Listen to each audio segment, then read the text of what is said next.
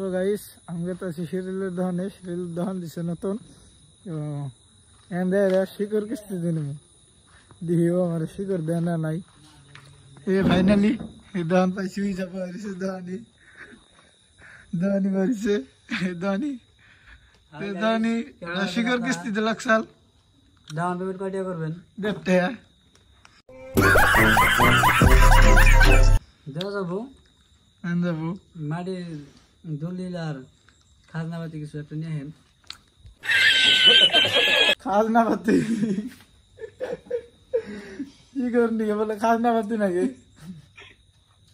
তো কয় বিঘা মাটি দলিল লাগবো বেশি না 10-12 বিঘা লাগবো 10-12 বিঘা দলিল বাস চলে যাবো